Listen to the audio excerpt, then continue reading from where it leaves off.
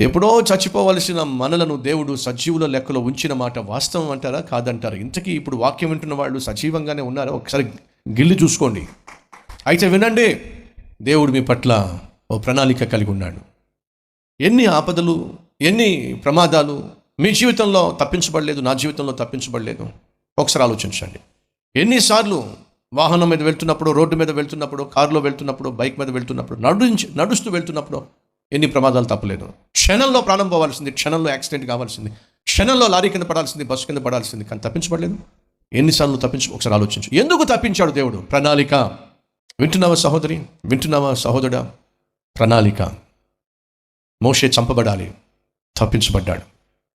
అంతెందుకండి, యేసుక్రీస్తును కూడా చంపాలి అని ప్రయత్నం చేశాడు హెరోదు చక్రవర్తి, కానీ దేవుడు యేసుక్రీస్తును కాపాడాడు. కారణం ప్రణాళిక. ఏమిటి ఆ ప్రణాళిక? నీ కొరకు నా కొరకు సిలువలో యేసు మరణించవలసి ఉంది.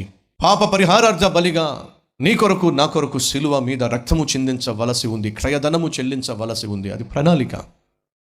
దేవుడు నీ పట్ల నా పట్ల తాను కలిగి ఉన్న ప్రణాళికను నెరవేర్చటానికే అనేక అపాయాల నుండి, అనేక ప్రమాదాల నుండి, అనేక అనారోగ్యాల నుండి, అనేక ఆపదల నుండి దేవుడు కాపాడుతూ నేటికి మనలను సజీవముగా ఉంచాడు. అంటే ఆయనకు మన పట్ల ఓ ప్రణాళిక ఉంది.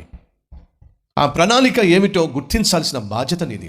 తెలుసుకోవాల్సినటువంటి బాధ్యత నీ చేతిలో ఉంది.